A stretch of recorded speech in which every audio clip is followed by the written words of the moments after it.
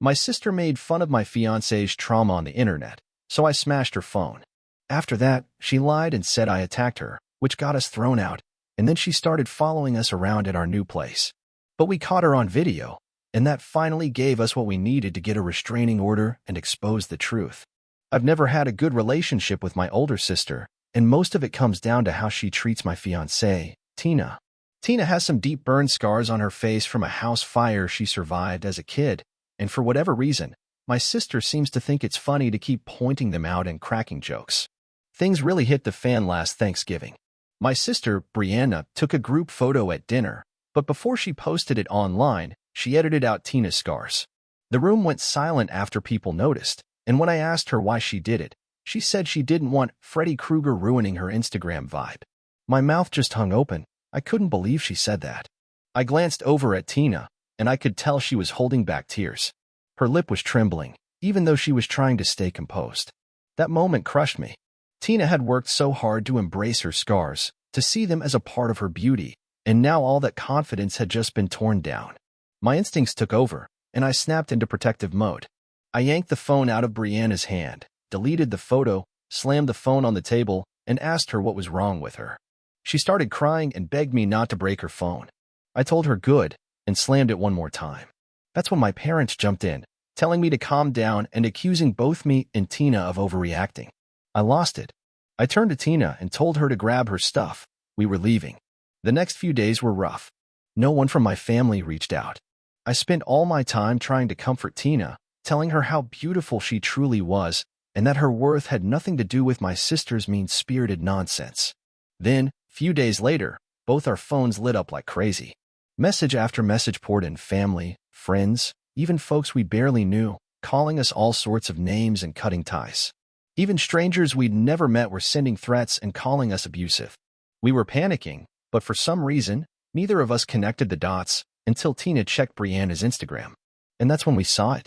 Brianna had uploaded a 10-photo collage of herself with bruises on her face and stomach, tagging both me and Tina and accusing us of going psycho and attacking her on Thanksgiving. She even posted a picture of her busted phone to back it up. Tina broke down crying on the spot. She had just earned a promotion she'd worked toward for 2 years, and now she was probably going to lose it. I wanted to tell her everything would be fine, but that's when I realized we had bigger problems. Our landlord followed Brianna on social media, and chances were she'd already seen the post. I tried to reach out right away, but when I opened my inbox, I saw an unread message from her. She told me she doesn't rent to abusers and gave us 2 weeks to move out. I was trying to keep it together, but then my phone buzzed again. It was my boss. Even though he didn't know Brianna, he'd somehow seen her post too. He sent me the link and asked what was going on. At that point, it felt like the whole world was falling apart around us. I called Brianna right away and asked her what on earth she thought she was doing, why she'd go this far to destroy our lives. She just laughed and said it was payback. I wanted to yell, but before I could, Tina asked for my phone. She gave me a quick wink that told me she had something up her sleeve. I handed it over, still a little confused, but then I saw her put Brianna on speaker, and it clicked. A rush of excitement came over me. We were both trying not to laugh while Tina led Brianna into a full-blown brag session about how the whole post was made up, how it was all fake, and how she just wanted to ruin us out of spite. That was all we needed. We ended the call pretending to be furious, but inside, we were thrilled. See, I'm a lawyer, and we had just caught Brianna confessing, with her own voice, that everything was a lie. Her future? It was now completely in our hands. The big question now was, what were we supposed to do? Our names were being dragged through the mud. Tina's job was on the line. We were days away from being kicked out of our place, and my sister seemed to be enjoying every bit of it. I called our landlord first, hoping to explain everything. She wasn't buying it. All she said was, "I don't want any drama in my building." I told her we had proof Brianna was lying. She didn't sound convinced, but agreed to hear the recording.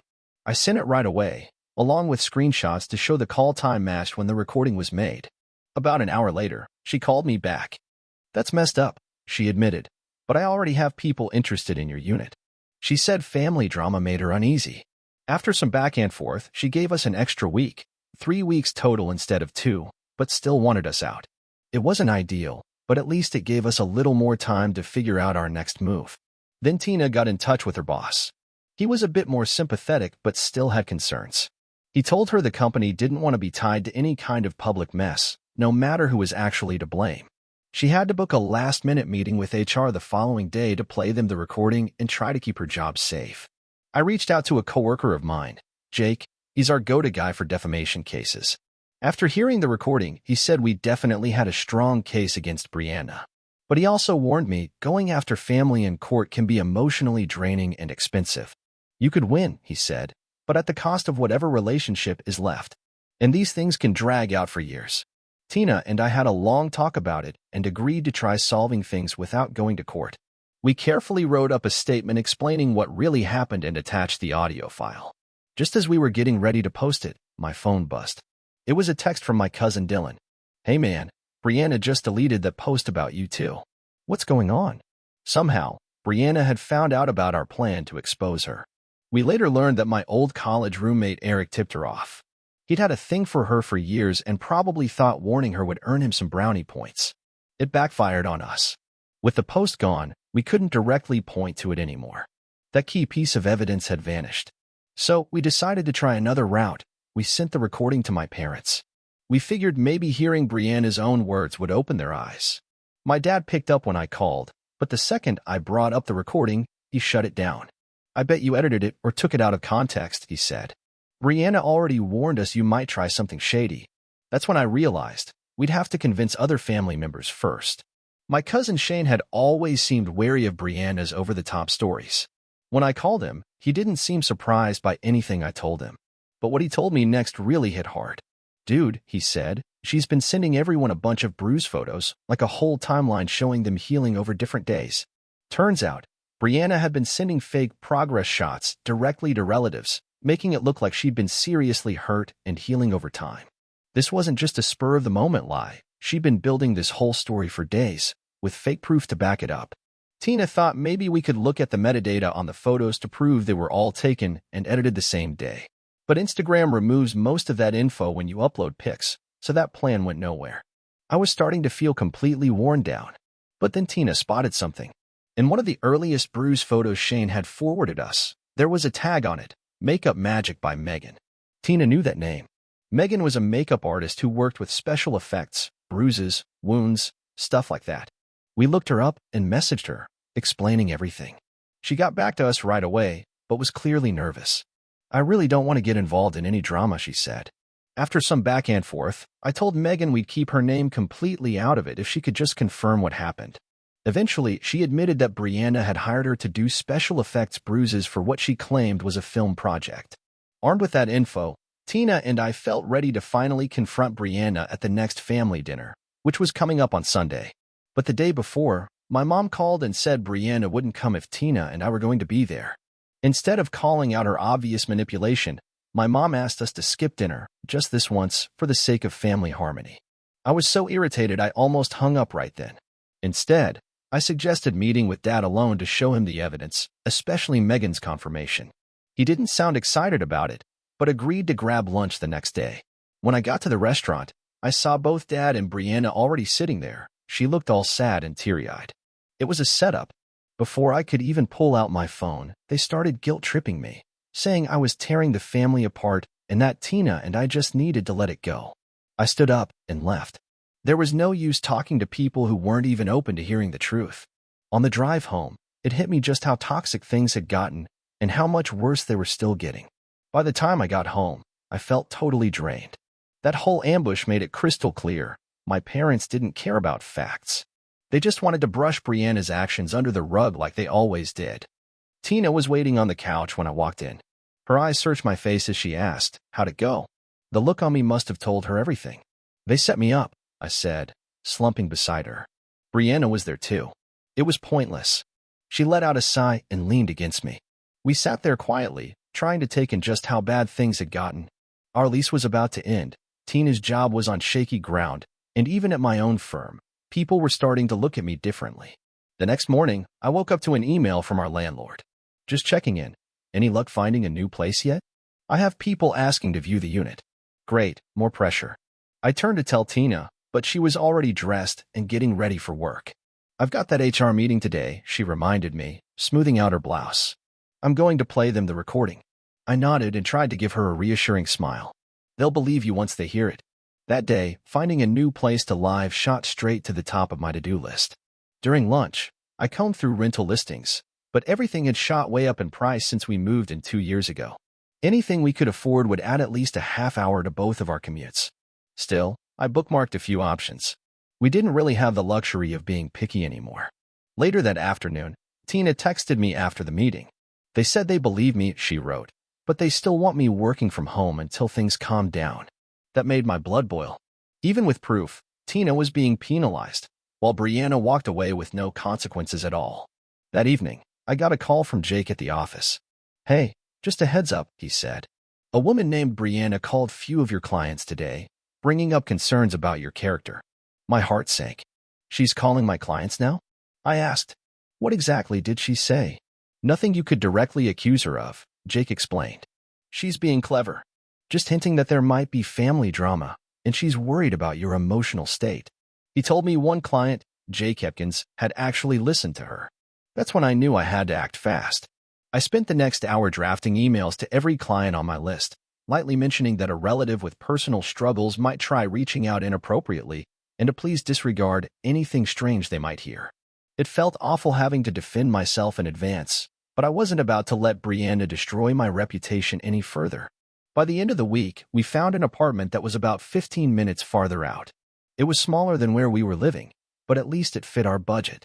The application needed personal references, though, and that brought on a new challenge. Who could we list that hadn't seen Brianna's fake post or didn't believe her lies? We ended up using Courtney, one of Tina's coworkers, and Chloe, an old friend from law school. We crossed our fingers that'd be enough. That weekend, Tina's parents finally called. I thought maybe they'd be calling to offer support. Instead, her mom said, "Maybe this is a sign, honey. You could use the settlement money from the fire to get that new laser treatment for your scars. Then maybe this whole thing would blow over." Tina hung up and cried for hours. All that progress she'd made accepting her scars fell apart after her own mom suggested she fix herself. I held her, telling her how beautiful she was, but I could already see those old doubts creeping back in. We got approved for the new apartment, but they wanted double the deposit thanks to our risky rental history. We had to pull from our wedding savings to cover it. Every step forward came with a slap in the face. At work, I tried keeping a low profile, but Brianna made that impossible. She started bumping into me at restaurants near my office few times in 1 week. I gave up and started eating lunch at my desk. It felt weak, but I couldn't afford another run-in she could twist.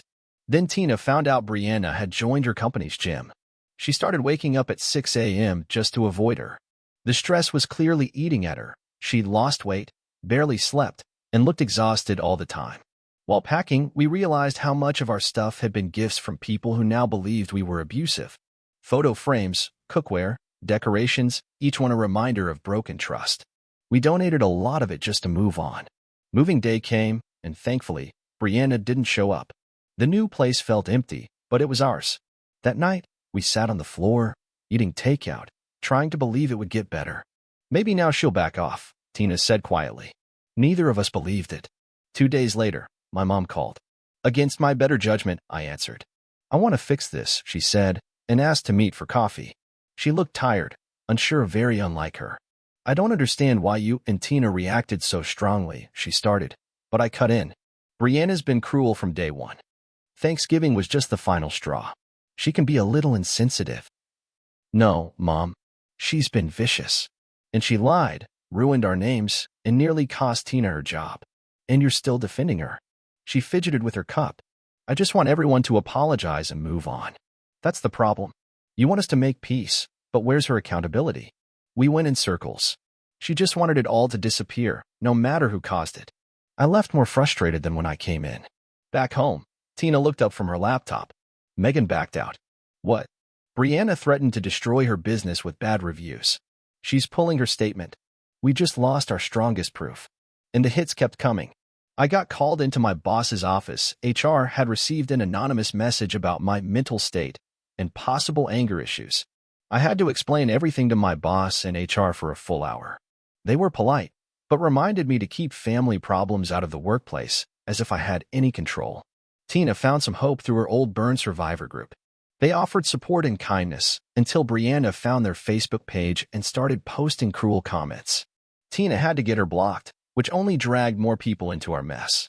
So we made a choice: start fresh, rebuild slowly. We invited a few good people over to our new place.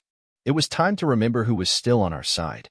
Out of the 13 friends we invited over, only 5 showed up. The rest gave vague excuses or didn't respond at all. Even the ones who came looked uneasy, clearly influenced by whatever Brianna had told them. Michelle was the only one who brought it up. "I never believed her post," she said, "but now people are saying you're threatening Brianna to keep her quiet." That stunned me. I told her it wasn't true, and she nodded, saying Brianna was spinning this whole victim story, claiming we were trying to silence her through legal threats. Michelle suggested we make a private document with our side of the story, carefully written, with evidence, but avoiding anything that could backfire legally. We spent hours putting it together and shared it with people we thought we could trust. Within days, some of those friends stopped speaking to us. Someone had leaked it. Then one evening, Tina got a call from an unknown number. She answered and quickly put it on speaker. "I know what you're doing," Brianna's voice came through. "That little document? I could sue you for defamation." I told her it was all factual and backed by proof. She just laughed. "Good luck with that. By the way, how's the new apartment? Smaller than the last one, huh?" Tina froze. "How do you know where we live?" "I've got friends everywhere," she said, and hung up. That night, we double-checked all our locks and tightened every privacy setting online. We had no proof she knew our exact address, but the idea alone was chilling. The next day, I made a throwaway account and posted our story on a legal advice forum. Most replies suggested gathering solid documentation, getting a doorbell camera, maybe even sending a cease and desist. One user, a therapist named Logan, suggested Brianna might have a personality disorder and told us to look up the gray rock method, basically going emotionally blank around toxic people. We took the advice. Installed a camera. Tina set up a new group chat with only her most trusted friends, excluding anyone tied to Brianna. Just as things started to settle, Tina's department announced a restructuring and she was in the running to lead a new project. It should have been good news, but her boss made a comment about needing someone drama-free who could represent the company well. The message was clear: our situation could cost her this chance. Then we got a formal invitation to my parents' anniversary dinner. I called Mom to ask if Brianna would be there. She sighed. "She's family. Of course she'll be there, but she's promised to behave." "Mom, her version of behaving is still cruel to Tina," I said. I know, but can't you just avoid each other for one night?" "For us." Classic guilt trip. I told her I'd check with Tina. To my surprise, Tina said, "Maybe it's time to stop hiding. If we keep skipping family stuff, she wins." We agreed to go, but in our own car, ready to leave at any moment. We also agreed I wouldn't leave Tina's side, not even for a minute. The dinner was held at a fancy restaurant, with about 15 family members there. When we arrived, Brianna was already surrounded by my aunts, putting on a show. She glanced our way, then looked away like we didn't exist. My mom hurried over to hug us, nervous, relieved, and pretending everything was fine. Mom had arranged the seating, so we were clear across the table from Brianna, her way of keeping the peace. Dinner dragged on with forced smiles and shallow small talk, everyone pretending there wasn't a storm hanging over us. Then came the toasts. A few relatives stood to say nice things about my parents, and just when it seemed over, Brianna clinked her glass. "It's so special to have almost everyone here," she said, giving us a pointed look. "Even with recent family drama, we know who really cares." I started to stand, but Tina grabbed my arm and whispered, "Don't. That's what she wants." She was right. I stayed seated, raised my glass without a word, and stared back until Brianna looked away. After dinner, my cousin Laura quietly pulled us aside. "That was gross," she said about Brianna's toast. "Just so you know, not everyone's buying her story." It was a small comfort, but it meant the world. We made it through the night without a blow-up. As we were leaving, Dad caught up with us. "Thanks for coming. Your mom's been really stressed." I said we came for them, not Brianna. He nodded, then added, "She's still your sister." "She accused us of assault," I reminded him. "That's not a small mistake." He looked uneasy. "Maybe we all sit down with a mediator?" I told him I'd think about it, just to end the talk. On the way home, Tina and I felt a little proud. No scenes, no drama. It felt like a win. But that feeling didn't last. The next morning, our doorbell camera showed someone dropping something off at 4 a.m. I opened the door and found a small box with no note. Inside was a framed photo of Tina and me from the dinner, one we hadn't posed for. Across the glass in red marker were the words, "I'm always watching." Tina's hands shook. She followed us. She knows where we live. I called the police. They took a report but said without a direct threat or solid proof, there wasn't much they could do. They suggested we file for a restraining order, but warned it would require more than just suspicion. I called Jake again.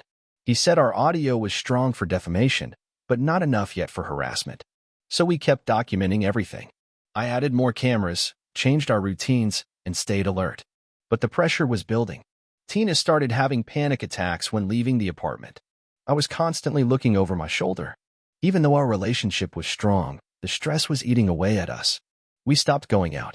Even home didn't feel safe anymore. One night, after a rough day dealing with office whispers and giving a big presentation, Tina finally broke down. "I can't live like this anymore," she sobbed. "It's like middle school all over again, but worse." No one stopping her. I held her close, furious and helpless. The next morning, I took a personal day to meet with a new lawyer, Brian, a tough, no-nonsense guy who specialized in harassment cases. After reviewing our evidence, he confirmed we had a strong defamation case and possibly grounds for stalking and harassment. "But you'll need more direct proof and a clear paper trail," he warned. That afternoon, we sent Brianna a formal cease and desist letter via courier. Her response? A single laughing emoji. 2 weeks later, our phones lit up in the middle of the night. My heart sank, but it wasn't Brianna this time. It was Shane. He'd posted a video on Facebook showing Brianna approaching our apartment at midnight, leaving a threatening envelope. He happened to be visiting someone in our building and caught her red-handed. The fallout was instant. Some relatives defended her, others were shocked. My parents called in a panic, finally realizing how bad things had gotten. But most importantly, we had undeniable evidence. Brian urged us to file for a restraining order right away. That day, for the first time in months, I felt like we were finally taking back control. We knew there was still a long road ahead, but now we had hope. That night, Tina and I sat on the couch, feeling strangely calm. "What do you think happens next?" she asked. I took her hand. "I don't know, but we'll face it together." We had no idea Brianna was already plotting her next move. The next morning, my phone exploded with notifications. 3 missed calls from my boss. Never a good sign at 7 a.m. I called back immediately. "What the hell is going on?" he asked. "Your sister just emailed the entire firm claiming you're mentally unstable and a danger to clients." I froze. He said she'd even attached fake documentation from supposed therapists, alleging I had rage issues. The partners were in a panic. I calmly explained everything and promised to send over the full timeline and proof, including the restraining order. Then I turned to Tina. "You won't believe what she's done now." The next morning, Tina checked her work email. Brianna had sent a similar attack to her company too. "This is her last desperate move," Tina said. "She knows we have real evidence now." I called Brian immediately. He wasn't surprised. Classic escalation. But it helps. She's creating even more evidence. That entire day was spent doing damage control. My law firm put me on administrative leave pending an investigation. Tina's employer, after seeing Shane's video, allowed her to work from home. By evening, we discovered Brianna had even contacted our new landlord. Thankfully, they documented it and assured us they'd wait for court orders. The restraining order hearing was set for the following week. Brian helped us assemble a complete timeline. The stress was brutal. Our jobs and reputations were hanging by a thread. 3 days before the hearing, my dad called. "Can we talk?" "Just us." I hesitated, but agreed. We met at a coffee shop, and to my relief, he came alone. "I found something," he said, sliding a small notebook across the table. It was in Brianna's handwriting, pages of notes about Tina's schedule, our apartment, and a list titled "Ways to Make Them Pay." There were even entries detailing how she'd learned to apply fake bruises for photos. "Where did you get this?" I asked. "She's been unstable since Shane's video. Your mom and I were helping her clean, and I found it," he said quietly. I asked if I could keep it. He nodded. "I made copies. I'm sorry it took me this long to see the truth." Finally, he understood. "Will you testify?" I asked. "If it comes to that, yes. Your mom won't understand, but this has gone too far." The day before court, Brianna made one last move. She showed up at Tina's office, screaming in the lobby and accusing her of ruining her life. Security escorted her out. A colleague filmed it and sent Tina the video. On hearing day, we arrived early. Brian had subpoenaed the so-called therapist from Brianna's email. Turns out she used a fake name to get doctor documentation. The guy had never met her. Brianna showed up with a nervous-looking young lawyer. My parents came in separately, sitting in the middle row.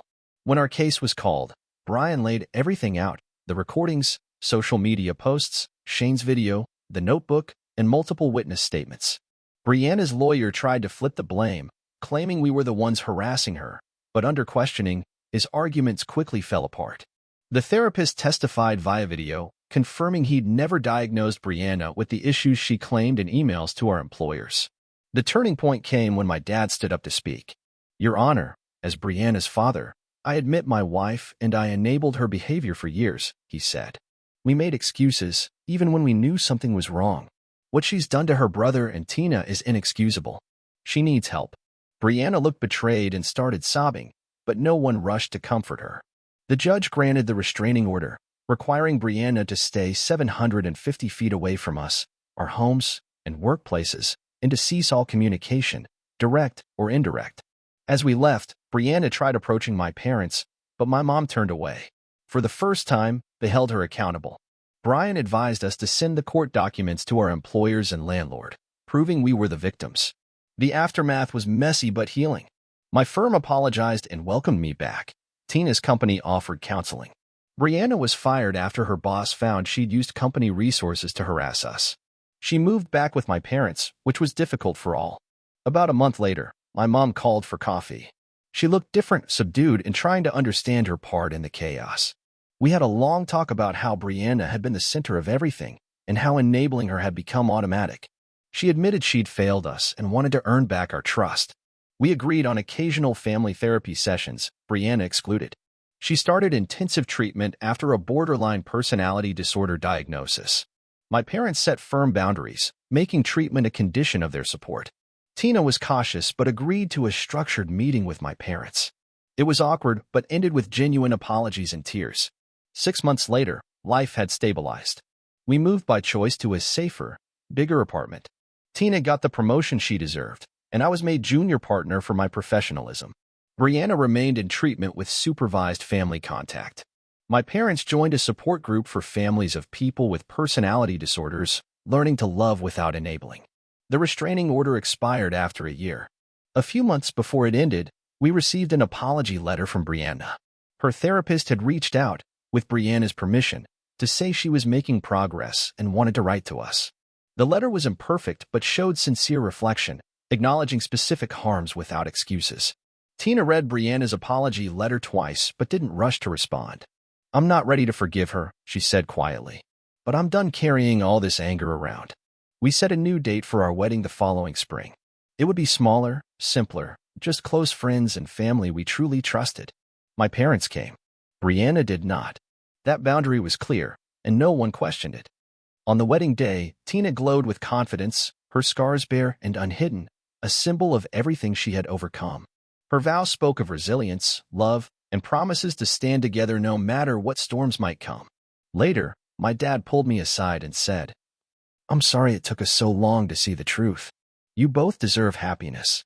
Friends from Tina's burn survivor group surprised us with a honeymoon fund, sharing how Tina's strength had inspired them all to embrace life more fully. We still keep Brianna's recorded confession safely stored, not as a weapon, but as a reminder to trust our own truth, no matter what anyone else says. It's a source of quiet strength that we haven't needed to use for over a year. Just last month, we bought our first home together. Security was a top priority. I guess some habits die hard. When Tina suggested we prepare an extra bedroom for a future nursery, I felt a shift. We were no longer just surviving. We were building a future. Brianna is in ongoing treatment, maintaining distance and respecting boundaries. She sends occasional birthday cards through my parents and checks in now and then. It's not forgiveness, not yet, but it's a start towards something healthier. Family wounds don't heal overnight, but we're no longer defined by the pain Brianna caused. We are defined by how we chose to rebuild stronger and more united than ever before.